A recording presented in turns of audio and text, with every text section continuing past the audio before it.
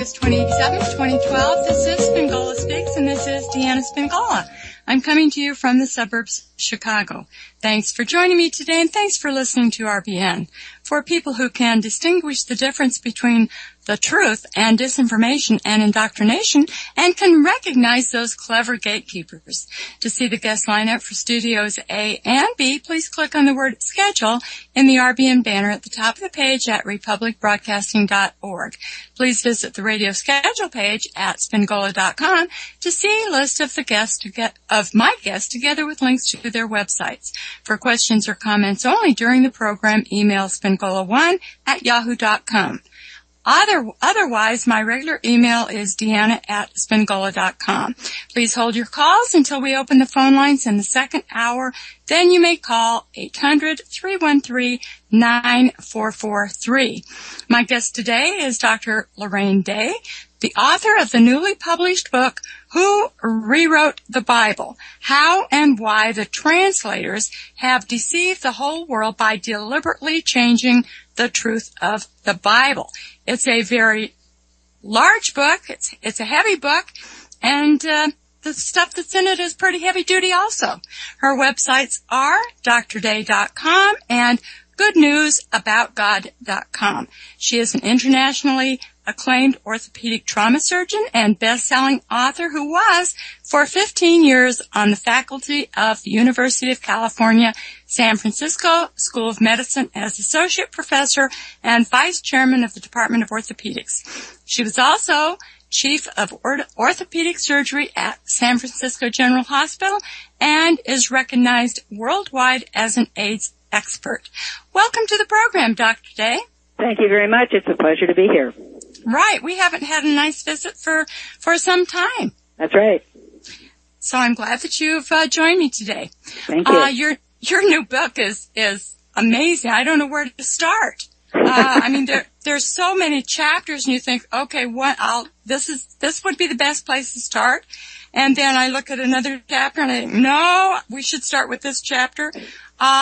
Where would you recommend that we start? Since you're a revisionist and you have done so much to publicize the plight of Ernst Zundel and Ingrid Rimland, maybe we could start with the fact that not only have the translators changed many words in the Bible and added words and taken words out and changed words, but one thing that is responsible for much of the trouble that's going on in the world right now, in every country in the world, is that the word Jew is not in the Bible, nor is the word Gentile. The translators have added those words. The word is either Judean or Judahite or Yehudi in Hebrew, which does not mean Jew. It is not an ethnicity. The difference, the Bible clearly tells us that the difference between the Judeans and the nations, which is the real word that's been mistranslated, Gentiles, was whether they worshiped the true God or whether they worshiped many pagan gods. The Judahites and the Judeans were the ones either from the tribe of Judah or that worshiped the God who was in the temple in Jerusalem, which was in Judea. And they were called Judeans or Judahites, or in the Hebrew, Yehudi, which is a variation on the word Jehovah, because there was no J in any language until about the 13th century. And so this was a designation of who they worshiped and not an ethnicity. All righty. We'll pick this up on the other side of the break. We'll be right back in 3 minutes after a word from our sponsors. Welcome back. This is Deanna, and our guest today is Dr. Lorraine Day, the author of the newly published book, Who Rewrote the Bible? How and Why the Translators Have Deceived the Whole World by Deliberately Changing the Truth of the Bible. And you were talking about various words and that weren't actually in the Bible and that now all of a sudden are. Well, not all of a sudden. It's been a few hundred years, right? The King James Version was written in 1611, and that's when the major change was made. And instead of Judean and Judahite, the word was changed to Jew. The word nations is sometimes actually translated correctly, but and in other parts it's translated heathen, which means non-believer in the true God, and that is also correct. But then they call it Gentiles. What they have done is they've taken a form of worship. In other words, do you worship the true God or do you worship multiple pagan gods? That's what the word Judahite or Judean or Yehudi means, that you worship the true God. And the word nations or heathen means you worship many pagan gods. So it was a form of worship. But what the translators have done is they've changed it into a supposed ethnicity, as though there are ethnic Jews and ethnic Gentiles. The Old Testament Israelites were not Jews. The Old Testament Israelites were just people. And in fact, when they came out of Egypt in the Exodus, the Bible tells us that they were a mixed multitude. They were not Jews. So the present day Jews, those who call themselves Jews, have no relationship at all to the Old Testament Israelites and have no right to the land of Palestine. None at all. The present day Jews, as you well know, are actually of Gentile, if you will, origin. They are barbarian Mongol Turks who accepted the culture and religion of Judaism in about the 8th century. So the present day Jews, the people who are occupying Israel, have no right to be there. And the whole idea that they are the chosen people is baloney. It has nothing to do with that. Jesus was not a Jew. Almost every religion believes that Jesus was a Jew, an ethnic Jew. He was not. Not only that, the Jews of today say if your mother was a Jew, well then you are a Jew. But Jesus had lots of non-Israelites in his lineage. Rahab was a Canaanite. She was not an Israelite primarily. Ruth, who married Boaz, was in the line of Jesus, and she was not an Israelite.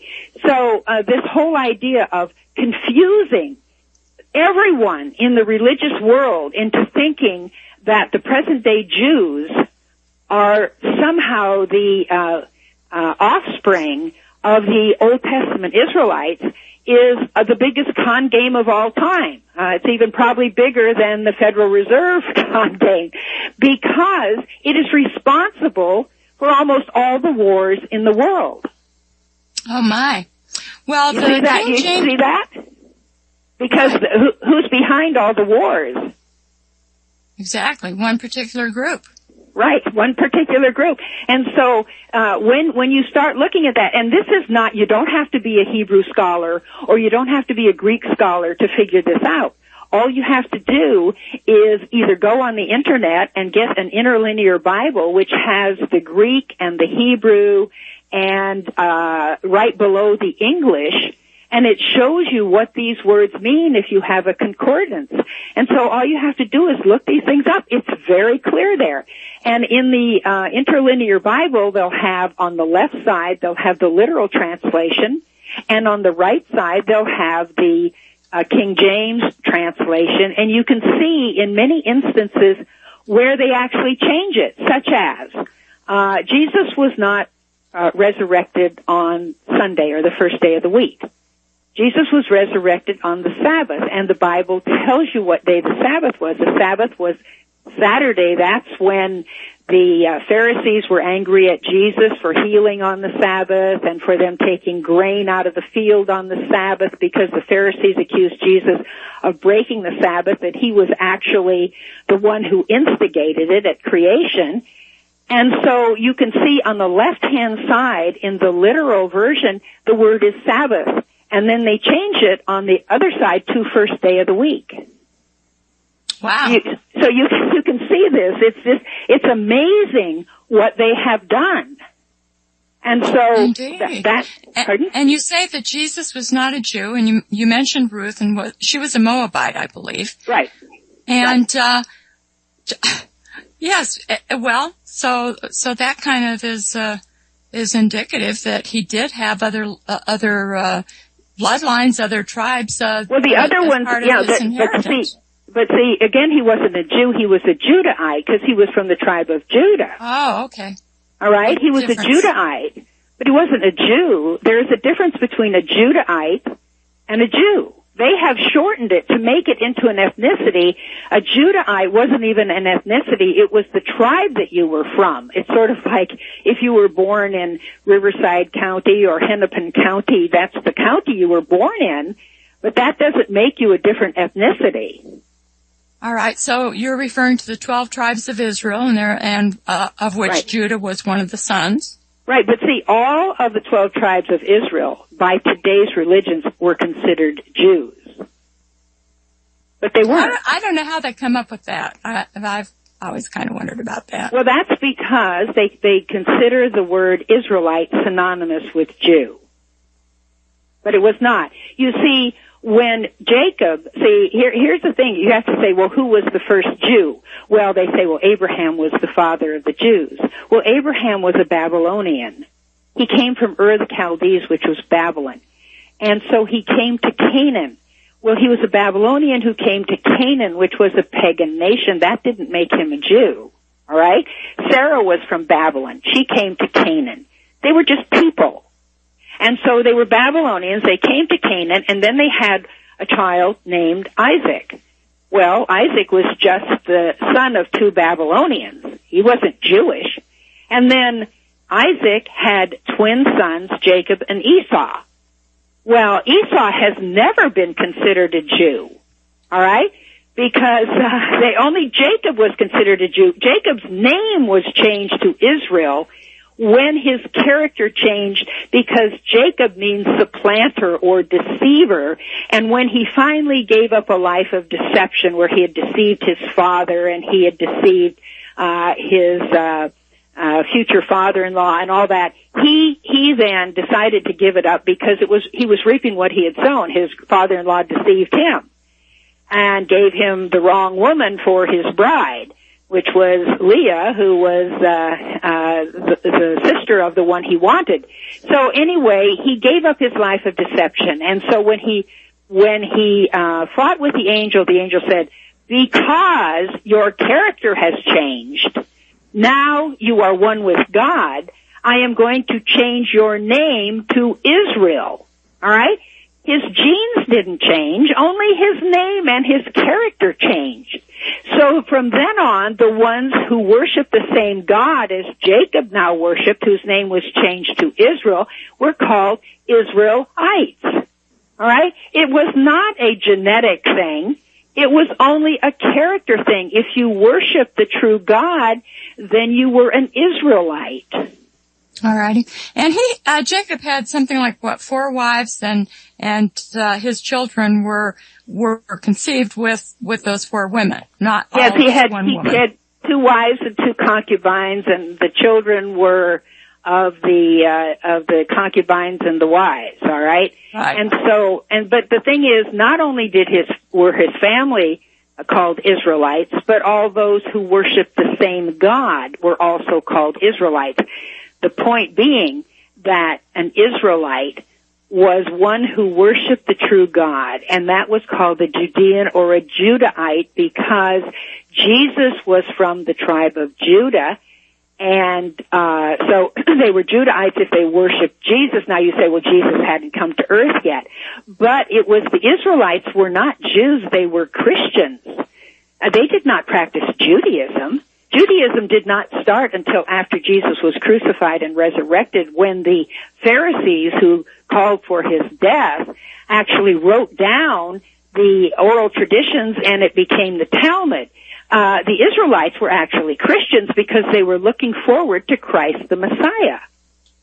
Okay, so the scribes and the Pharisees that were against him, they had their own traditions then, even before his birth, right?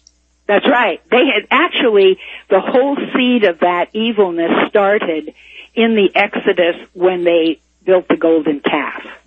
And then it was Korah, Dathan, and Abiram, and then the 70 elders, and then it just mushroomed, and then it became the bad seed, if you will, within the Israelites, and it culminated in the Pharisaical traditions of the elders, which Jesus rebuked strongly and said, your traditions make the scriptures of no effect because they were the antithesis of the Word of God.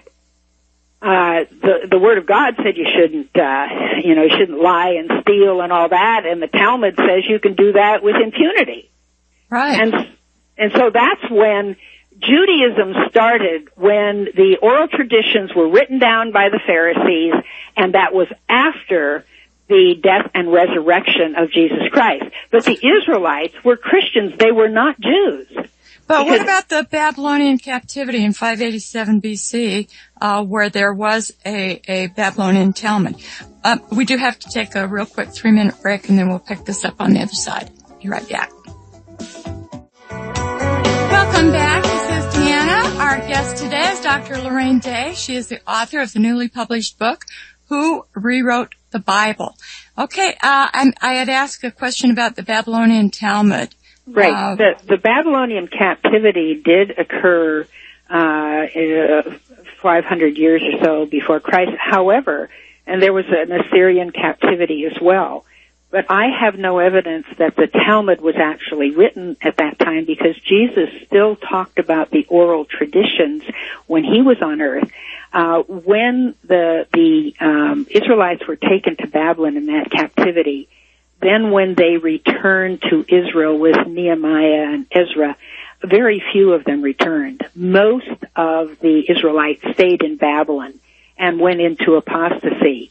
And so when the temple was destroyed in AD 70, then there was no more temple for them to gather around, and that's when the Pharisees could take complete control of the Israelites, and the Talmud was written down. So I know that there are two different Talmuds, but they essentially say much of the same thing. Okay.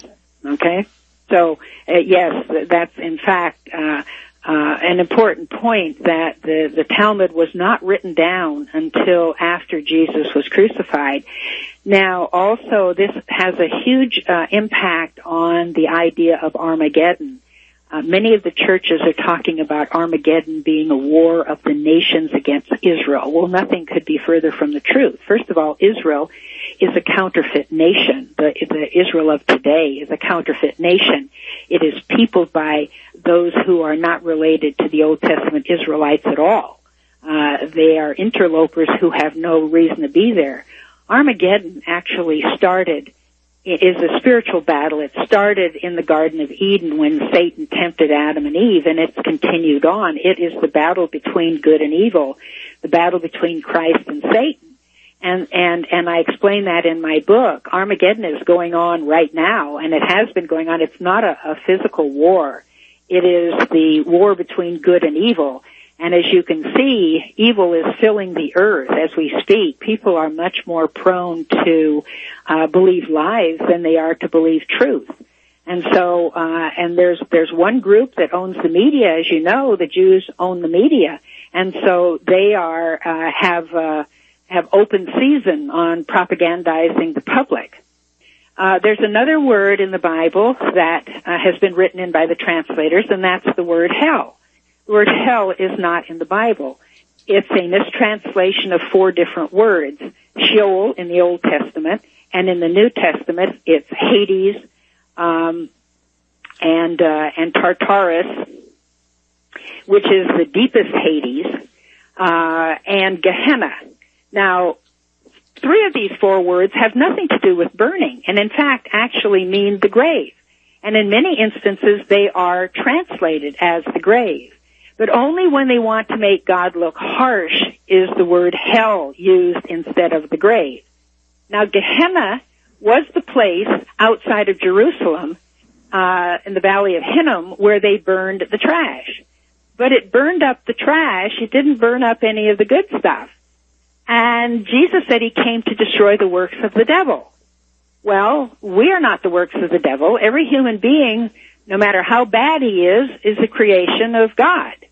And it's only the sin in our lives that is the work of the devil. And so Jesus came to burn up with truth the works of the devil by changing our hearts into accepting and believing truth.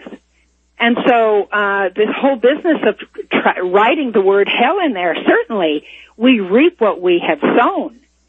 But if you read the preface to my book, you will see why I wrote the book. When I was raised a Christian, and I had very godly parents who loved me and my brother and loved each other, and I was asked to believe in a God who had a lower standard of love than my parents. And that was a God who said, love me and I'll let you live, but if you don't, I will torture you in hellfire forever. And I said, that sounds pretty awful, actually, yes. It does, and that's what this God that the Christian church believes in is supposedly going to do.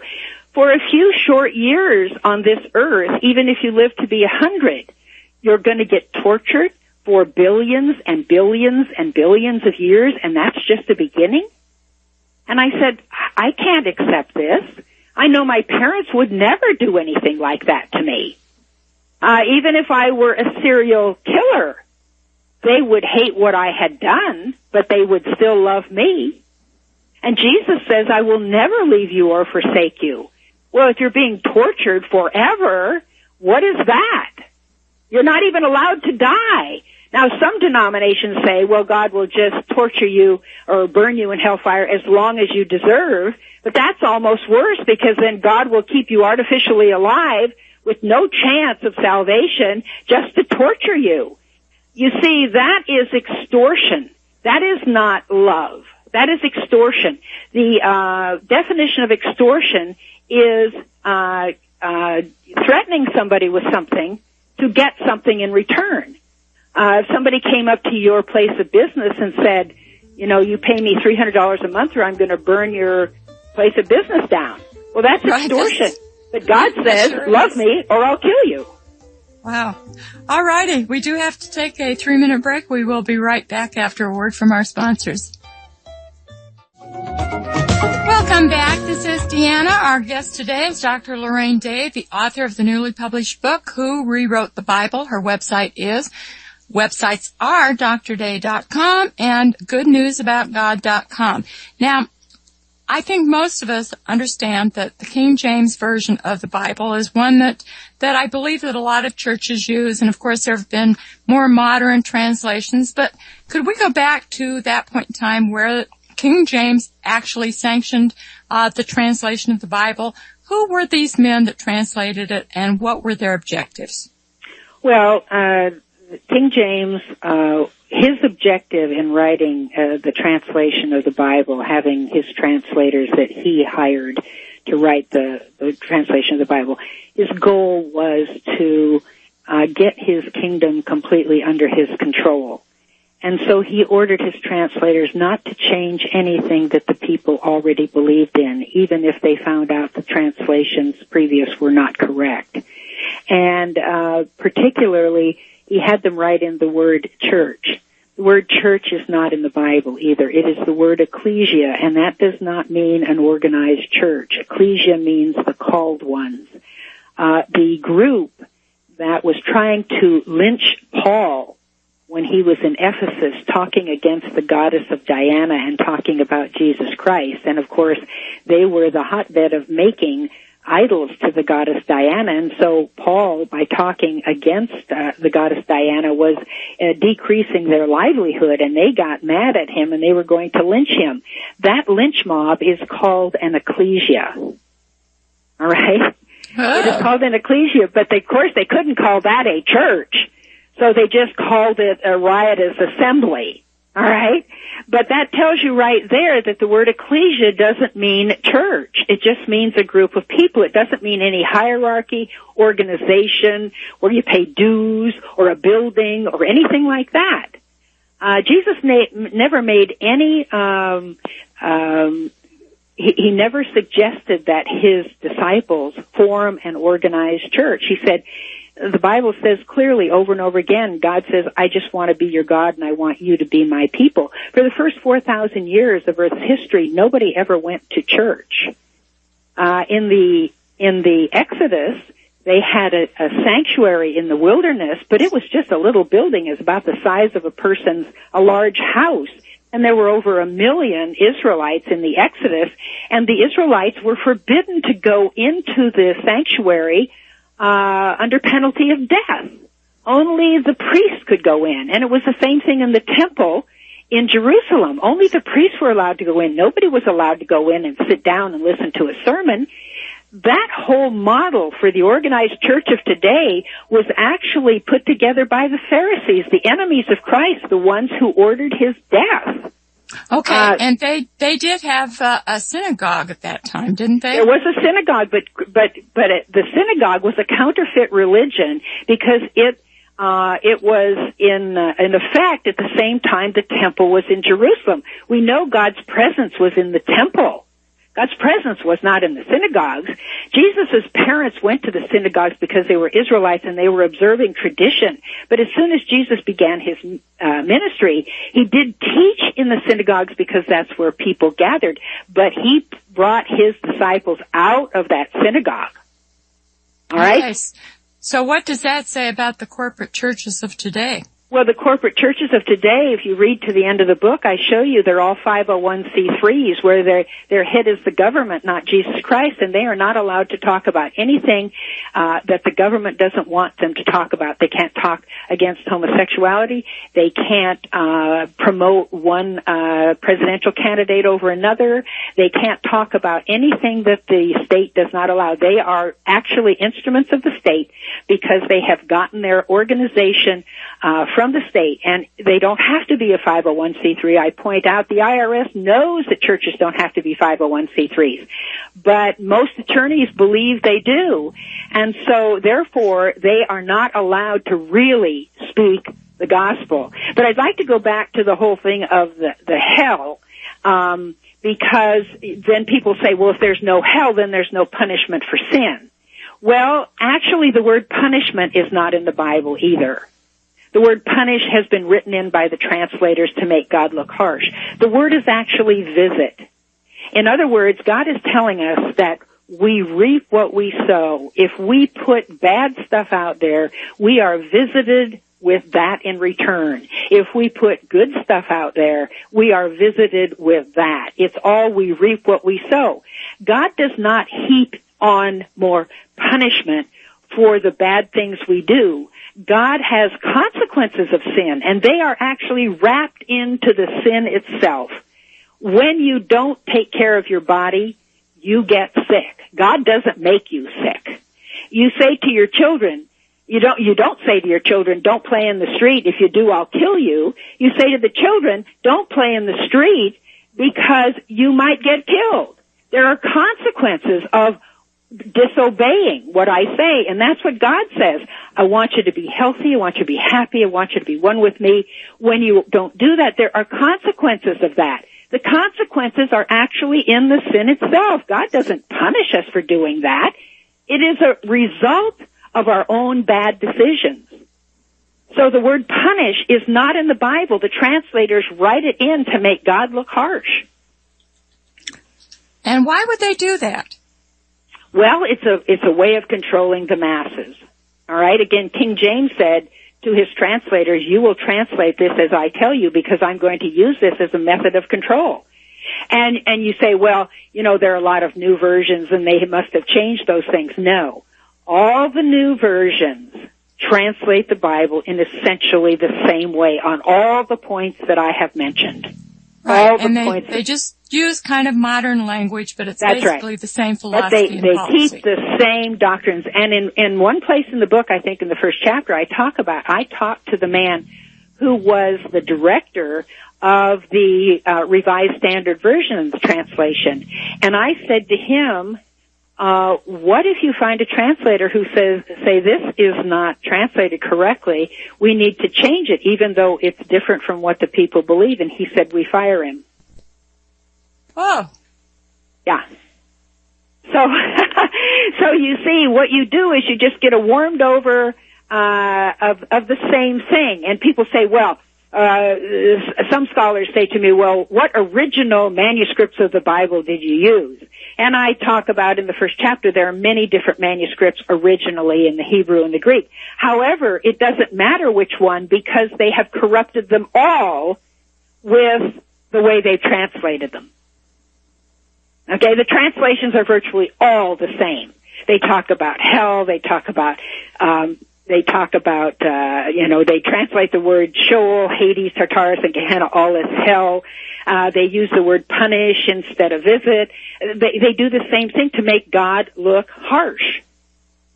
There's one chapter on divorce, adultery and divorce, where they have changed the words there.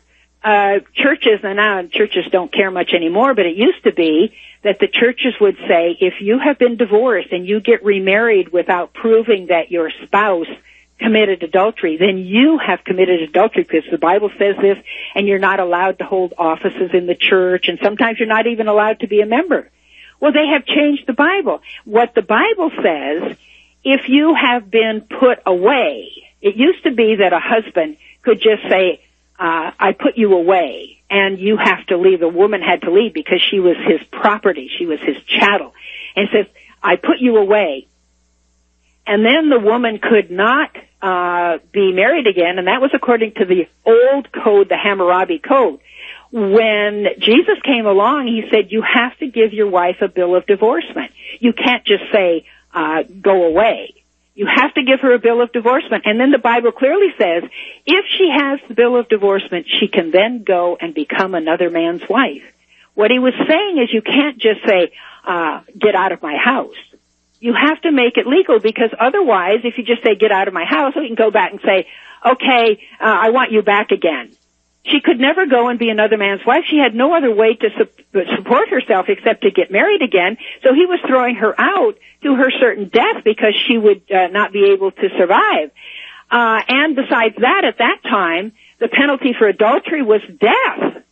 So this was a very important thing, but they have changed the word put away to divorce. In other words, if you are divorced, and then you've committed adultery if you get married again. But the word is put away before you've gotten your bill of divorcement. And I have actually the interlinear in there to show you that's exactly what it says in the chapter on divorce and adultery. They've changed it. You can see it with your own eyes. My goodness. Yeah, and what does it do? It gives the church control. The church wants control. Jesus' disciples always wanted him to set up an organized church. James and John said, who will be the greatest in your kingdom? We want to sit on your left and you sit on your right. And when Jesus said no, then they sent their mom. Oh, can my son sit on your left and one on your right? And it ticked all the other disciples off. Jesus said, no, my kingdom is not of this world. He says, I just want you to be one with me. Christianity is not a religion. It is a personal relationship with Jesus Christ. It was the pagans who made temples to their gods. All you have to do is look at the pantheon. There's all their gods, and they had this religious service, and they had all this pomp, and they had all these rituals. Jesus said, I just want you to be one with me. It is a personal relationship. Jesus is found in the quietness of our own room with us on our knees and studying his word. He said, you need no one to teach you except Christ. God will be our teacher. Then how did the prophets figure into this? The several Old Testament prophets who taught that there would be a Christ. Didn't they have some sort of position? I don't know. No, they didn't. They were just guys. God never worked through an organization. The organization, which was the Israelite group, was always leaving God. They were always leaving God, going into apostasy, and God would raise one person up after another. He raised Isaiah up, and tradition has it that they tried to saw Isaiah in two, or maybe were successful. Jeremiah went to tell them, you've gone into apostasy. They lowered him into a pit, tried to kill him. All of these people were just individuals. They didn't have an organization. It was the organization that always went bad. Oh, and so apostles weren't part of an organized? No, Jesus said, you are all equal. I am the head and you are all equal, because they always wanted to say, who is the greatest in your kingdom? And Jesus said, the Gentiles, which is actually the word the unbelievers, lord it over each other. but it shall not be that way among you. And that's in the book too. It shall not be that way. You don't need a hierarchy. Because it was the synagogues when they started, it was man telling man what to believe about God. Jesus says, no, I'll teach you directly. It doesn't mean that we can't study together in small groups, but as soon as there is an organization set up, then the doctrines are in stone, and then they throw you out if you don't agree with what they believe. So there can be no real search for truth. It's no different in churches than it is with the government and the Holocaust. You're not allowed to study into history about what really happened in the Holocaust, or else in many countries, as you well know, you are subject to arrest and imprisonment. Right. Well, in the churches, if you study anything other than what they teach, they ask you to leave. They also ask you for your money. Yeah, right. Well, it's an organization. You know, what happens is it's a business. The churches are businesses. And I know people love to go and have the fellowship, and they say, well, what about where the Bible says, do not forsake the assembling of believers? Well, they don't read the whole thing in that. I discuss that also in my book. That's not talking about organized churches. At the time that was written, there were the Essenes, and we know the Essenes were living out near Qumran. That's where they actually found the Dead Sea Scrolls. The Essenes were like monks. They separated from society. They didn't marry. They did a lot of fasting. It was salvation by works. They were trying to work their way to heaven, and they were separating from a society. And the Bible is saying, I don't want you to do that. I don't want you to go off and just look at yourself and try to work your way to heaven and be self-absorbed. I want you to exhibit my character in front of other people. I want you to show them who I am. So I don't want you to go away and live in a monk-like state on your own. That's what that means. It has nothing to do with organized churches. Okay. And of course, a monk or a hermit probably does all right, because there's no one to argue with or no one to interact with, and it's through our interactions with each other within our families and within our communities that we learn forgiveness and how to get along with people. Right. And yes, all of those Christ-like characters that we're supposed to, characteristics that we're supposed to learn. That's right. And the other thing is, what God does not want us to do is become self-absorbed and focus only on our own salvation. As I point out in the book, nobody is safe to save unless the salvation of everybody in the world is as important to them as their own. There's a big tendency in churches to say, well, you know, I'm in the church, so I'm saved. Well, what about all those people out there? Well, they had their chance. They didn't make the right choice. Well, what kind of a spirit is that? Is that what you feel about your children?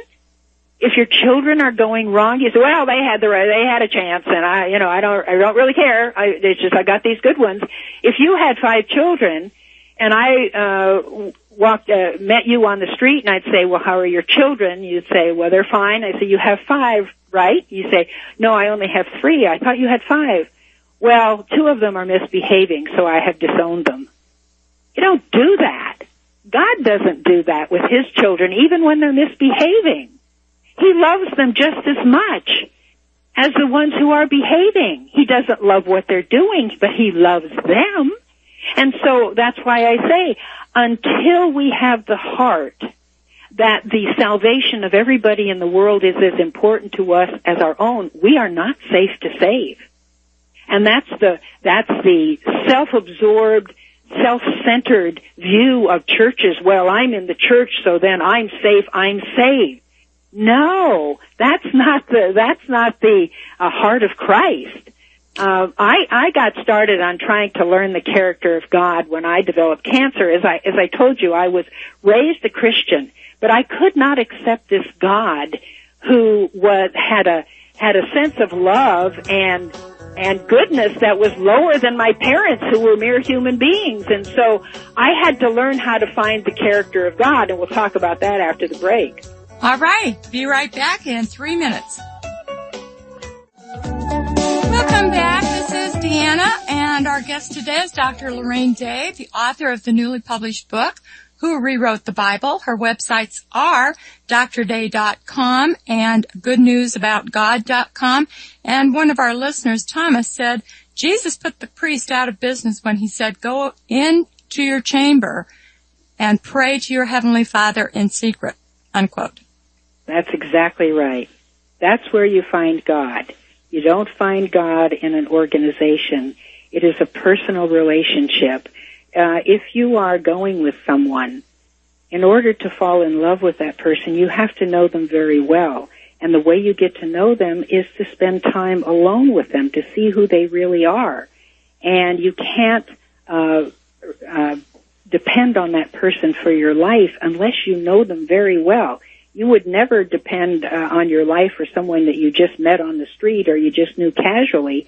In order to trust God, it means that you have to trust Him with everything in your life. And in order to do that, you have to know Him very well. And the only way you do that is by spending a lot of time alone with Him in Bible study and prayer. As I was saying before the break, when I was diagnosed with cancer, when I was 56, I, as a physician, as a trauma surgeon, as you mentioned at the beginning, I took care of all the gunshot wounds and the stabbings, and everybody got thrown out of buildings and jumped out of buildings in San Francisco for years and years and years. And I developed cancer, and I knew by that time that everything we do to cancer patients kills them. It destroys their immune system, and that's the only system God has given us in our body to get us well and keep us well. If you go to my website at drday.com, drday.com, you will see I developed a huge tumor. It grew very rapidly. It grew from the size of a marble to the size of a large grapefruit in 3 weeks. I was very sick. Eventually I was bedridden. At one point I was not expected to live through the night. I tried all sorts of alternatives. I tried over 40 different alternatives, and I've even got a DVD where I go through over 60 alternatives, including the 40 I tried, and show you why they don't work. All disease is caused by the way we live, think, act, eat, and handle stress. Diseases don't fall from the sky. They don't just happen. We give them to ourselves slowly, one day at a time, over a long period of time by the way we live, think, act, eat, and handle stress. Now, most Christians don't even know that God has promised to heal all our diseases, Psalms 103:3, if we do it His way. In Deuteronomy 7:11-15, He says, if you obey my laws, and that includes His health laws, my commandments, and my decrees, I will keep you free from every disease. Well, after I tried all these alternatives and they didn't work and I was getting worse and worse, I never had chemo, I never had radiation, I had breast cancer, I never had a mastectomy because I knew those things don't work. I didn't develop breast cancer because I had too many breasts. So cutting one or both of them off was not going to cure me. And as I've got an article on my website which says, you don't have cancer. You're not sick because you have cancer. You have cancer because you're sick. It is our bodies that we abuse over a long period of time by the way we live, eat, and handle stress that then develops into cancer. And yet we doctors are all taught to focus on the tumor. Well, no, you got to focus on getting the body well. And when I focused on getting the body well, my tumor went away. Amazing. All righty, we have a 60-second top of the hour break. We will be right back after station ID. Welcome back. This is the second hour of Spingola Speaks. This is Deanna Spingola. Our guest today is Dr. Lorraine Day. She is the author of the newly published book, Who Rewrote the Bible, How and Why the Translators Have Deceived the Whole World by Deliberately Changing the Truth of the Bible. It's a big book. It's full of wonderful information. You don't have to start at the beginning and go all the way to the end. You can start anywhere where your interest lies. And certainly there are so many interesting chapters in this book. I highly recommend that you purchase a copy. And, you were talking about your cancer, and of course you received a lot of criticism, for some of the things that you were saying, but you got well. You're alive and thriving. And not only that, it's been 20 years since I had this horrendous cancer. Again, you can see the pictures of the huge tumor I had. And at one point, I was bedridden for 6 months. At one point, I was not expected to live through the night. And here I am, alive and well and cancer-free, and I have as much energy now as I did when I was 30 years old. But in order to, when I found out I had cancer, I started searching the medical literature because I knew what we were taught as physicians, and I was on the faculty. I was teaching medical students. I was teaching residents. I was training doctors. I believed all the propaganda we were taught. The propaganda in medicine is just as extensive as it is in the political realm and as it is in the religious realm. Okay? There's no truth out there in the regular media or in organized religion or in organized politics or in organized medicine. And so I started searching the medical literature, and I was amazed to find out that all the causes for cancer are in the medical literature, except we're not taught them in our medical training. We're not taught them. Here's an example. A woman can reduce her risk of breast cancer by almost 70% by 4 hours of exercise a week. They never taught that. Your doctor never tells you that because your doctor doesn't know that. And I also have an article on my website saying, your doctor can't cure your cancer. You know why?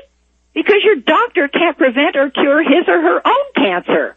Doctors get cancer at the same rate as the general population. They die of cancer at the same rate as the general population. So why would you want to go to them and put your life in their hands? They don't know how to do it. If they did, they would do it for themselves, but they don't. They don't know how. And so there are so many things. Cancerous tumors grow twice as fast if you're breathing indoor air as if you're breathing outdoor air. Sunlight does not cause skin cancer. And sunlight reduces the size of internal cancerous tumors. We know sunlight does not cause skin cancer because in 1900, 75% of Americans worked outdoors and there was no skin cancer. Now, only 10% of Americans work outdoors and skin cancer is everywhere. It's the way we're eating, living, and handling stress that's causing it. And I prove that in my books and in my DVDs on health and all that because on drday.com I've got a whole system of DVDs and books where you can learn how to get well from virtually every disease. When I was diagnosed with cancer, I was already on medication for Parkinson's.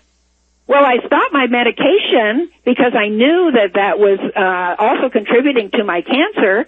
And after I was diagnosed with cancer, I also developed the beginning multiple sclerosis. But when I learned how to get well from my cancer by totally natural methods, and it wasn't a bunch of supplements and all that business, it was doing things only God's way. Not only what you feed yourself and drinking water and sunlight and fresh air, but you have to learn to trust God, and you have to learn to give up anger and grudge holding and forgive everyone who's ever wronged you. It's not just what you do, it's who you must become. And so you have to get to know God, and you have to get to trust Him so He can put His disposition and character in you. And that changes your heart. So it's a heart change. The medical industry does not make any money off of those things. That's correct. That's correct. That's why they don't want them around. All righty. We're going to take a 3-minute break. We'll be right back after a word from our sponsors.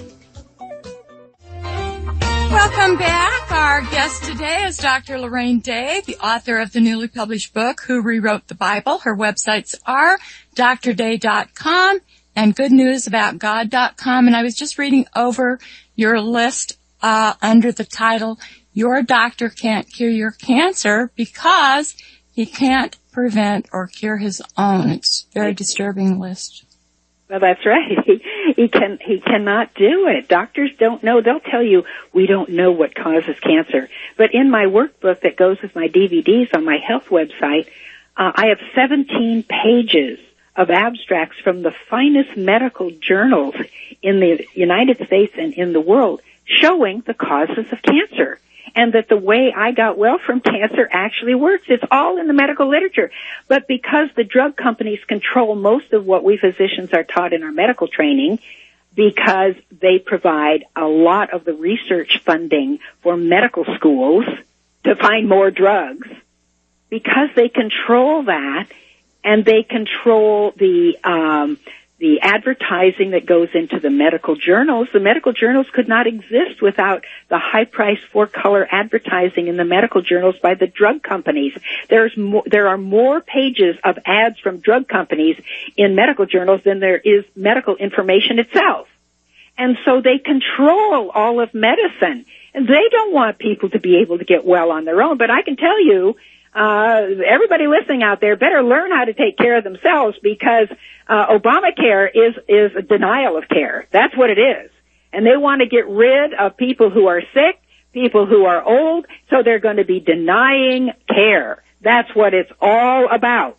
So you better learn how to take care of yourself. And let me say that I told you that at the beginning I had Parkinson's and I developed symptoms of multiple sclerosis when I got on God's total health plan, where He promises if we do it His way, He'll keep us free from every disease. All of my problems went away, not instantaneously. I had to change everything about my life. All right? I never smoked. I didn't drink. I didn't do drugs. I lived the regular American way.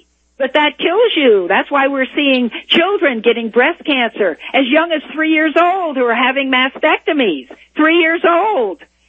This is because everybody's eating and living so badly, we're killing ourselves. But when I changed the way I was living, eating, thinking, acting, and handling stress, then all of these symptoms ultimately went away. It took 18 months for me to get well, actually 8 months for my cancer and other symptoms to go away, and 10 months for me to regain my strength because I'd been so sick and I'd been bedridden for 6 months, so it took me a long time to regain my strength. But I'm totally well. I have no symptoms. I take no drugs. I can run, I work out in the gym, and if you look at my picture on there, you can see it says, is Dr. Day still alive? You can see a picture of me on there. I'm actually now 75 years old, and I can do everything I did when I was 25, 30. And most people in your situation, the situation that you found yourself in, would be so frightened and so lacking in self-confidence that they would run immediately to the doctor. Well, and people say, well, it was easier because you're a doctor. No, it was harder because I had been indoctrinated in all those things, and all of my colleagues told me I was crazy and that I would die, and you've got to do this. And, I had a very close friend. Just one illustration. I had a very close friend who was on the faculty at San Francisco General with me in a different department. She and I had gone through residency together. She was in infectious disease and internal medicine. I was in surgery. And then we even got pregnant at the same time. And we delivered our babies not only on the same day with the same obstetrician, but in the same delivery room. She was coming out having just delivered her baby, and I was going in, and we met in the hallway. All right? And she developed breast cancer the same time I did. And she had all conventional care. And within 3 years, she was dead. And I think about her on the birthday of my son and her daughter every year. And I think she wasn't there to see her daughter graduate from high school. She wasn't there to see her daughter get married. She wasn't there to enjoy any of those things because she did it the conventional route that we were all taught. Chemotherapy causes cancer. Radiation causes cancer. Why is everybody so worried about Fukushima? Because it's radiation and it causes cancer. And yet, your doctor used to tell you don't get too many x-rays. X-rays cause cancer because it's radiation. But now they say, now that you have cancer, we have to give you huge doses of what we told you to avoid because it causes cancer. It is crazy. If you just stop and think and use your common sense, this is crazy. How can you get a sick person well? By poisoning them with chemotherapy, making their hair fall out, making them vomit their guts out. How can that make you well? It doesn't. We've got to rebuild our immune system, because if our immune system's working well, we'll never get cancer in the first place or any other disease. And so that's what we've got to do. We've got to do the same thing we do with a garden. With a garden, you've got to feed it right. You've got to water it right. You've got to give it the proper sunlight. You've got to give it freedom from the stresses of pests and all that. That's what you've got to do with your body. It's pretty simple, except people they don't want to take responsibility for giving themselves their own disease. That's the first thing I had to do. Said, I gave myself this. This is crazy. I did this to myself. But that empowers you to change it. If I just change these things, I can get well. But if you go to the doctor, everything we doctors are taught to do to you if you have cancer or any other disease will only harm your immune system even more. And that's why the Bible in Revelation 18:23 calls drug medications sorceries and witchcraft. The word pharmacy in the Greek is sorceries and witchcraft, because what it does is it harms your body from all of the side effects of the drug, and it never cures your disease. So that's why I had to learn to know God. In order to believe His promises of healing and do it His way, I had to learn to believe Him and trust Him. And you can see that, if you were engaged to a man who said, Deanna, if you marry me, if you tell me you love me and you'll marry me, we'll have a long and happy life together. But if you don't, I'm going to burn you to death. Well, if you really thought he could do that, you would either run for your life, or if you couldn't run, you might tell him you loved him, but just to save your life. But you can't love someone that you're afraid of. And so in order to love the Lord, you say, love me or I'm going to burn you forever. You can't love somebody like that. And that's not who God is. All of God's consequences, the discipline, is always remedial, just like we do with our children. We discipline our children. We don't say, oh, you took the car without permission, now I'm going to ground you for 2 weeks and then I'm going to burn you to death. No, it's remedial. You want to turn them back to right doing. And everybody who doesn't learn to know the Lord in this life will be back for the judgment.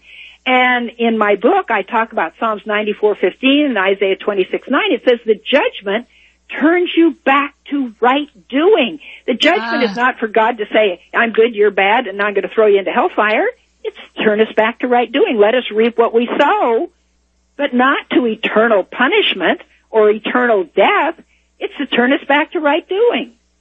And so that was put in there by people who want to control, correct? That's right. That's right. And to make God look harsh, what greater way for the adversary to make people afraid of God and not know His character than to put the adversary's face on Christ, and then the whole Christian church believes it. All righty. We've got a bunch of callers lined up. All right. Why don't we take a caller? Let's take Jeff in Vermont. Jeff, welcome to the program. Good morning, Deanna. Great show. Hi, Mrs. Day. How you doing? Fine. First of all, my opinions on religion is nothing like yours.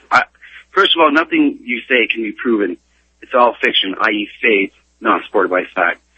I still can't believe people still promote this Jewish mythology of the Bible. My opinion, the New Testament is like a Tony Robbins self-help book, How to Become a Jew in 7 Days. And sin in itself is a Jewish guilt trip.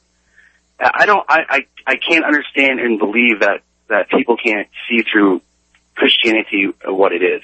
And okay, let's let Dr. Day answer your questions, your comments. Apparently you weren't listening to the first part of the program. I said the word Jew is not in the Bible. It's not. The word Jew is not in the Bible. The Bible is not a Jewish book. The Bible's not a Jewish book. The word Jew is not in the Bible. The Israelites were not Jews. So okay. Now, what is your question now, knowing that? Jesus wasn't a Jew. No. Okay.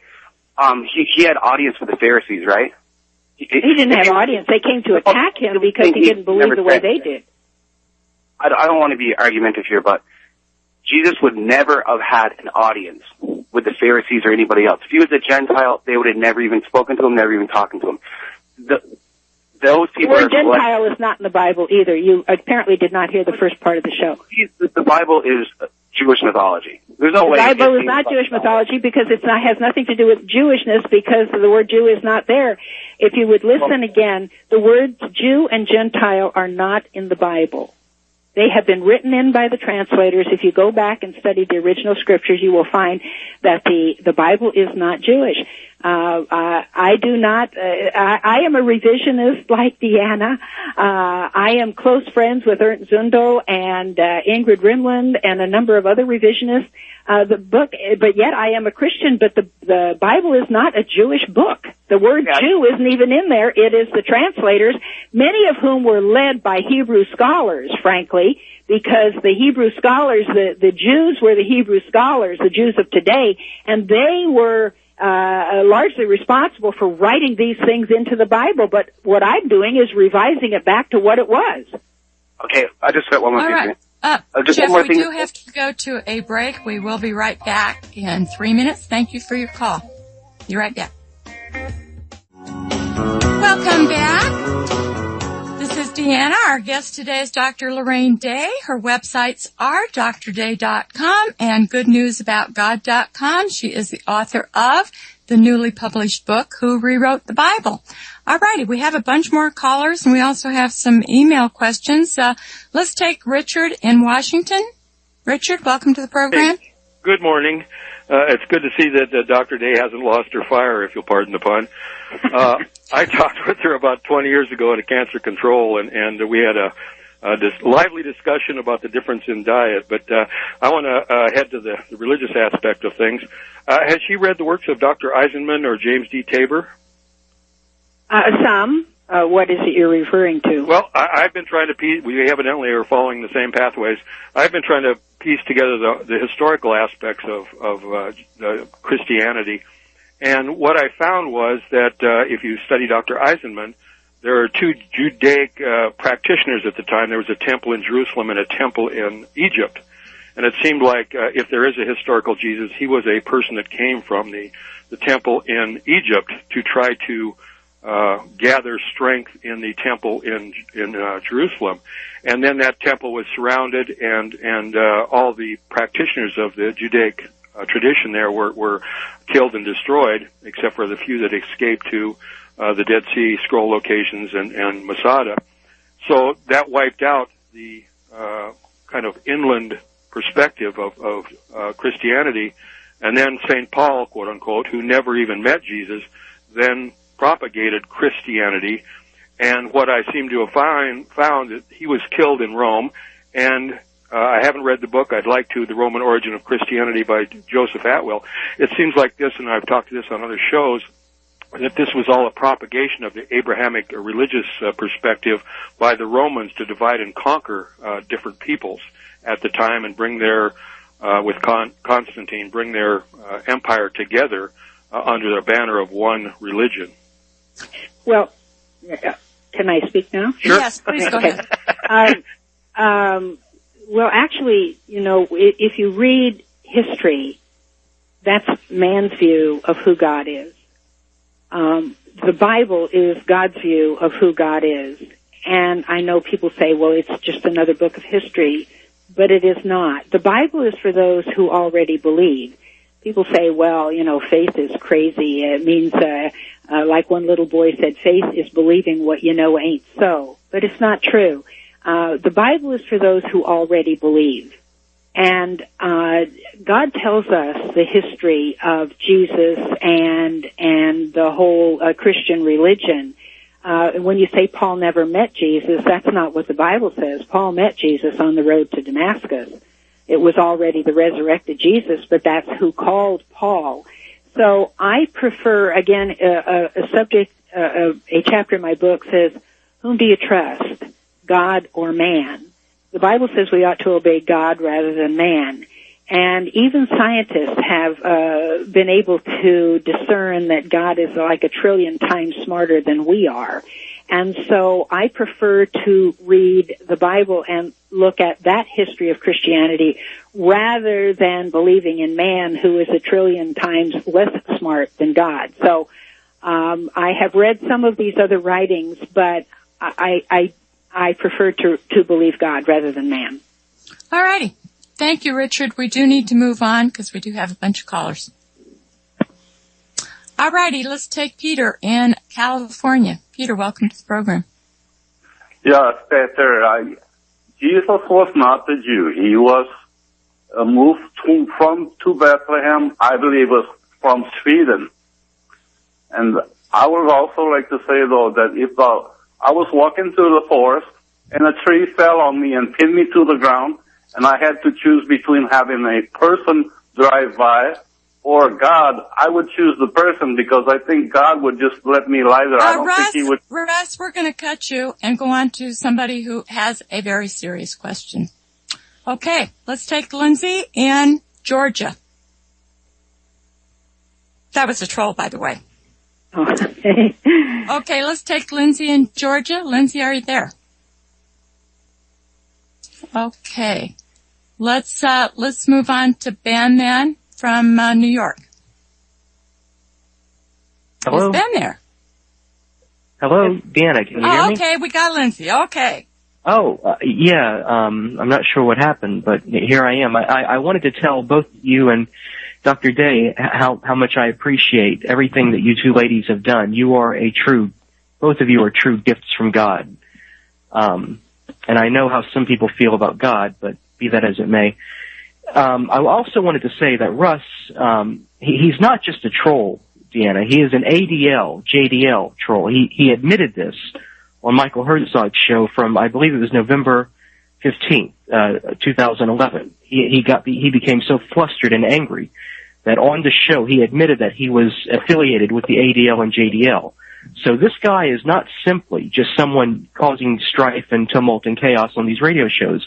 This guy intentionally is a distraction to not just RBN hosts, but also Oracle hosts and Orion Talk Radio Network. I wanted to say this on the record. Right. Well, he so certainly is gifted as far as being able to create different voices. Right. It is amazing. Exactly. All righty. We do have to go to a 3-minute break. We will be right back after a word from our sponsors. So stay with us, Lindsay, over the break. Okay. All right, we are back. This is Deanna, and our guest today is Dr. Lorraine Day. Her websites are drday.com and goodnewsaboutgod.com. And Lindsay, you had a question? Yes, ma'am. I actually have something to contribute regarding cancer treatment. On smokingmirrors.com, smoking-mirrors.com, there's an article by Less Visible entitled Musical Chairs in Red Flag County. Now, I want all of you, now, Deanna, I sent this to you. I'm not sure if you had time to read through it, but I want everyone to at least take a look at this. Again, the article is entitled Musical Chairs in Red Flag County. And I'm just going to read 2 quick pieces from this article. One, both of them dealing with ways to treat cancer and other diseases that have to do with the alkalinity. Dr. Day has mentioned that she went through a whole body of cures, alternative cures. You said you tried 40, Dr. Day? Well, over 40. And see, the problem is this. People who haven't been through cancer themselves, they read these things about how, there's this cancer cure with Laetrile, and there's a cancer cure with ozone, and there's a cancer cure with all of these other things. Those were written 60 and 70 years ago when people were eating differently, living differently, had different stresses in their life. Those things don't work anymore. They don't work. I tried them all. They don't work. In order to get well, you have to change all the bad things that we have done over the last many, many years and change the way you're handling those things, change the way you're eating. All animal products contribute to the growth of cancer and virtually every other disease.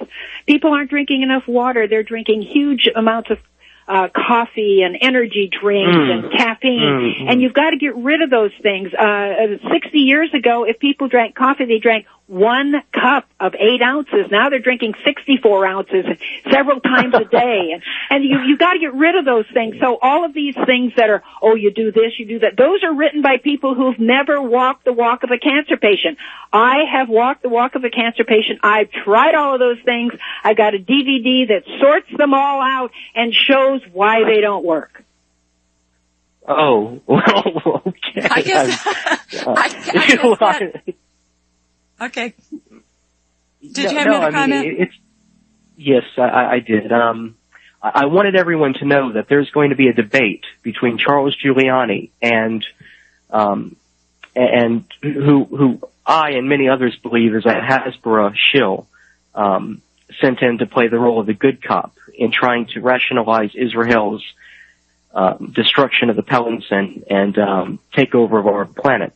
Not just Israel, but the whole demons walking on 2 legs movement.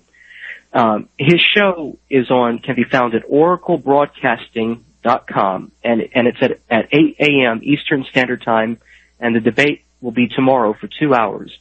And for people who want to read more about what was happening and what was being said, and how this guy was trying to defend the indefensible, you can go to relevant to the program.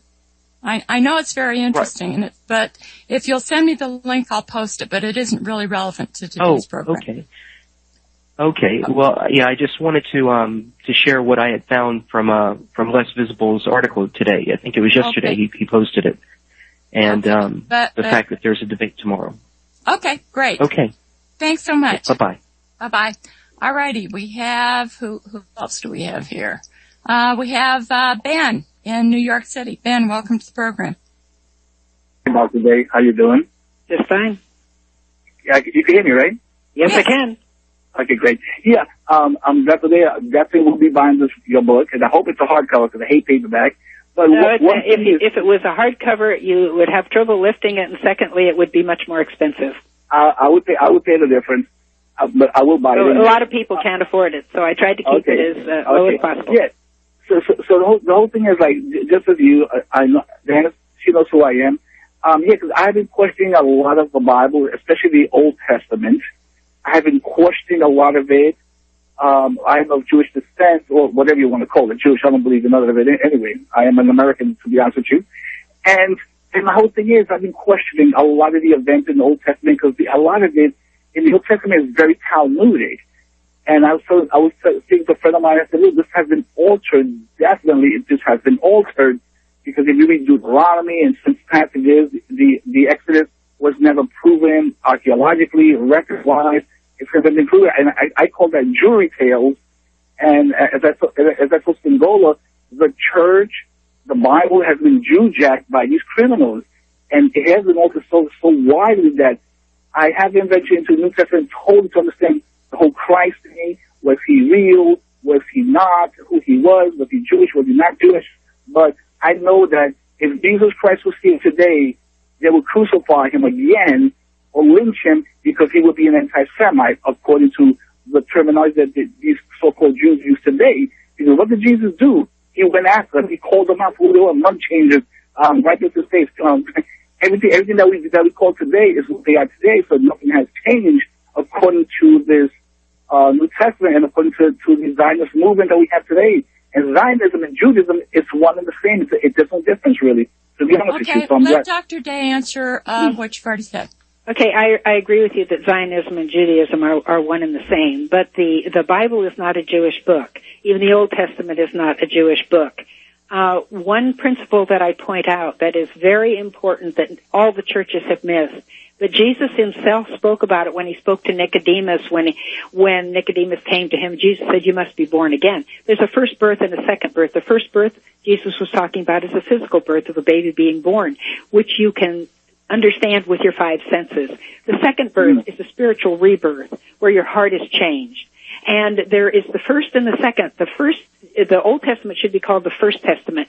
That was the physical things. God was trying to show us that when you do bad things, it leads to bad things. In the New Testament, we've got the spiritual aspect where in the Old Testament, the individual was destroyed. In the New Testament, the sin in his life is destroyed. And so God, when Jesus was on earth, even, when he healed miraculously because he couldn't be around for many, many years while a person, changed the way they were living, eating, and handling stress. He wanted to show that he was Christ, he was full of healing, he was full of life and health.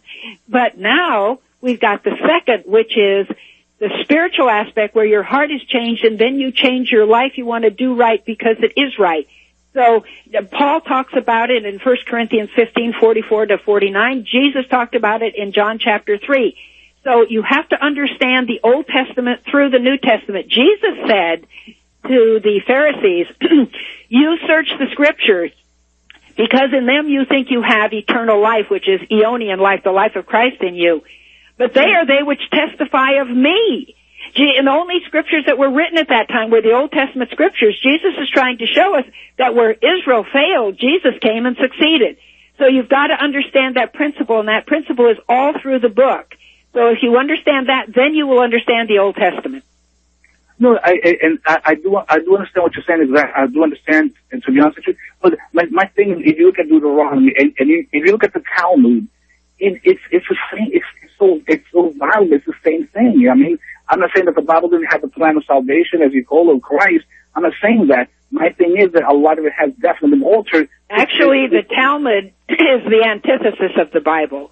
Jesus said, if you love me, keep my commandments. The commandments that God gave at Mount Sinai in the Exodus were don't lie, don't steal, don't murder, don't commit adultery. So those are the antithesis of the Talmud. The Talmud gives you open season to lie, steal, and cheat, particularly towards what they call Gentiles. So the Talmud is the antithesis of the Bible, including the Old Testament. But if you get the book, I think it will help you understand these kinds of things. I will get the book. I promise you that. Good. All right. All righty. Let's, thank you very much, man. Let's go to Anthony in Oklahoma. Anthony, welcome to the program. Hello? Hello? Yes. Hello. Oh, yes, yes. Dr. Day, first of all, thank you, Deanna, for taking my call. I agree with you wholeheartedly about what you have, the information you have brought forth. Now, I want to say that maybe make two comments is that a lot of people are very touchy about this feeling about Christ itself because, a lot of people have grown up in their days saying to themselves that, well, this is the way it is because my parents have done it and my grandparents have done it, and now, so more likely this has to be the right way. But when you come about and bring in this new, broad, and truthful information, well, a lot of people aren't acceptable to it, and so they are most likely unacceptable to it. And then of course, you have callers call in and do what they kind of did a couple of times ago, and they're not as much as accepting to it. So what they do is if you really look at it, that if you continue to do what your parents have done, then yet in essence you're not following what God's way, you're following man's way. You're right. You're right. So, God has no grandchildren. He only has children. You can't get it from your parents. That is absolutely. And your parents can lead you in the right way, possibly, but you can't get to know Jesus through anybody else. You can only get to know him directly. Right. In essence, we all know what's right and what's wrong, but of course we have our influence. And also about going back, dating back, you said 67 years, how a pill can cure you from cancer or whatnot. But, I also did I've done a 360. As far as the things that we take into our bodies, I ordered the Pure Effect water filtration system. That is all that's what I drink with. That's my family drinks with. That's what we cook with. The water that we drink, the food that we eat. I'm now I'm receding from eating meat. Like one entire week, I do things as far as eat nothing but vegetables and beans. And, I may have a little of the meat there, but it's a gradual thing because our life is a gradual process. When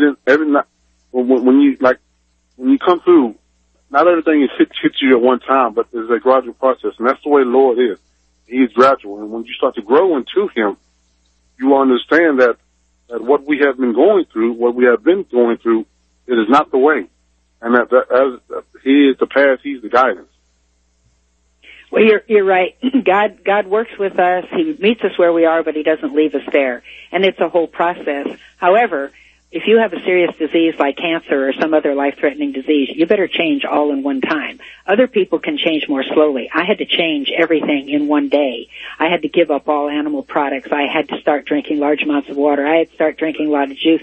I had to start getting out in the sun. I had to start learning how to love my enemies, to forgive everyone who had ever wronged me. That was a process. But the other things you have to start immediately if you have a serious life-threatening disease.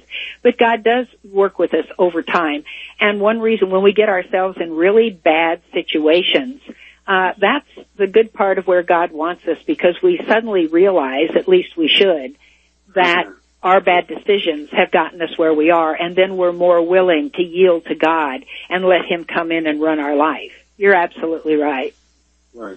And I'm very fortunate not to have any serious problems, but I'm pushing it down onto my kids that this is the way. This is how you have to do things.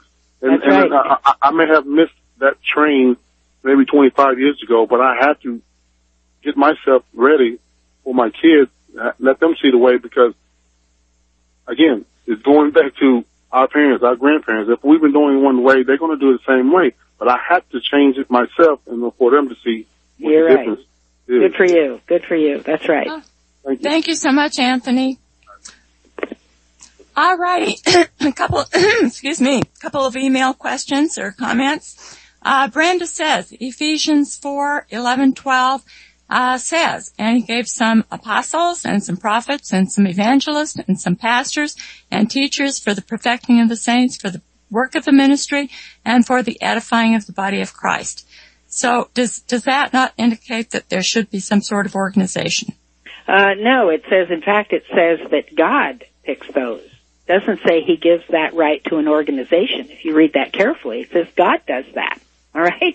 He can pick, he picked his apostles, he picked the prophets in the Old Testament, and the word minister is actually, it means to minister to. It means to be a slave to, a servant to. It doesn't mean to be set above others.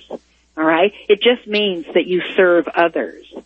So it's not an organization, and I discuss that in great detail in my book. The word bishop is not bishop. The word deacon is the word diakonos, and it means servant or waiter or slave. Jesus came, he said, I came not to be served, but to serve. He washed the disciples' feet. That was the job of the lowliest servant in the household. So everybody's setting ministers up on a pedestal. The word minister is actually the word servant. But they don't call them servants, because how could they elevate them to a high place if they were called servants or slaves? Okay. All righty. Louise said, it isn't clear to me how God managed to write the Bible among creating the mountains and sea and us and etc. How he wrote the Bible? He didn't write the Bible at the same time as creation. The Bible was written by his prophets and those he inspired to write it. And it's interesting, in order to really understand the Bible, you have to have the same inspiration that those who wrote it had. And that means you have to know God. It doesn't mean you have to be some great prophet. Everything in the Bible that we need to know is there. There are no prophets now, because God wrote everything in the Bible. It's all there for every occasion if we really study it. But we have to have the same relationship to the Lord that the writers of the Bible did in order for us to understand what they wrote. And God has been a genius in writing it that way, inspiring the writers to write it that way, because a person who does not believe in God will not understand the Bible, or they'll understand it only in sense knowledge, and unfortunately that's what most of the churches do. But only when you get to know God and you learn to trust him. As I said, these healing promises that God has written in the Bible, he says, if you obey my laws, my commandments, my decrees, I'll keep you free from every disease. Those promises, healing promises, were written in Deuteronomy and Psalms over 3,000 years ago. That was before there were doctors and nurses and hospitals and drug medications and surgery and anything. So how did God fulfill his promises of healing then? The same way he does now, by our using only the things that God has created and using them only in the form that God created them, naturally, not modified by man. Sunlight, fresh air, water, sleep at the proper time of night. The healing hormones are produced between 10 p.m. and 2 o'clock in the morning, but you've got to be asleep. That's why God wants us to go to sleep at that time. So God will still heal us the same way, but it's a simple way, and it's available to everybody on earth. All righty. We're going to take our last 3-minute break. We will be right back after a word from our sponsors. All righty. We are back. Our guest today has been Dr. Lorraine Day, the author of the newly published book, Who Rewrote the Bible. Her websites are drday.com and goodnewsaboutgod.com. And we have one last call. Let's real quick take Lisa in Texas. Lisa? I am familiar with your, yes, hi? Oh, here yes, I'm okay, on we now. gotcha. Okay. Yeah, I am familiar with your site. I even have it on my, my toolbar or my bookmark bar. And, I think your writing is very, both about health and spiritual matters is really neat. I understand what Ben was saying before. I've had some same questions about the Old Testament. I've been a born again believer since I was 8 years old, but I've never addressed that nagging feeling I had in my heart about trying to understand the Old Testament. And I guess the one thing I wanted to ask you if you addressed this in your book. Yes, I do. In regards to, there are many instances in the Old Testament when it is written that God commanded his people, to go and attack and, destroy and tear down and, every living thing. And that's what I've had such a problem with. Is that written by them? Let's let Dr. Did answer that. Yeah. I address that in my book. You have to go back to the very beginning. You have to go back to the very beginning. When God brought the Israelites out of Egypt during the Exodus, he brought them out with no weapons whatsoever. No weapons. And when they hit the Red Sea, and the Egyptians were following after them, and there was a mountain on one side and the Red Sea, they started maligning Moses. You brought us out here to die. You brought us out here to die. And Moses said, you be quiet. He was saying, you shut up and watch God fight for you. God opened the Red Sea and brought them through the Red Sea, and Moses had the faith, and the Egyptians who came along did not have the faith. The sea came down on the Egyptians because they had no faith. But then on the other side of the Red Sea, when the Israelites should have been praising God for him delivering them, what they did obviously was saying, we're not going to be in this position anymore. We're going to defend ourselves. So the next time you see them, they have weapons. Where did they get the weapons? They obviously picked them up that were on the shore from the dead Egyptians. So they decided to take their defense into their own hands. God brought them out of Egypt with no weapons, because he said even when he went into the promised land, I'm going to drive them out with bees and hornets. No, they wanted to go into weapons and kill them all. Now, if your children do something that you don't like, do you abandon them immediately? No. Yeah. You meet them where they are and you try to bring them around to the right way. God did not abandon the Israelites. They still accepted him as their God, but they were going way different from what he wanted. But if he had just say, okay, if you're not going to do everything my way, I'm just going to throw you out. I explain all this. God met them where they were, but he said, this is not my way. I'm going to drive them out with bees and hornets, but if you're going to do it your way, you better get rid of them all. They were the ones who wanted to fight, not God. Okay. Oh, that's fantastic. Okay, I can't wait to read your book. And that's all in the book. Thank you so much. Thank you so much, Lisa. We've Deanna. run out of time. How long did it take to compile this book? 12 years. Okay, so it wasn't something you just wrote in a couple of years. No, it was 12 years of study. Yeah. Okay, bless your heart. Thank you so much for being on the program today. Thank you. All righty, bye-bye. Bye-bye, listeners. Talk with you tomorrow.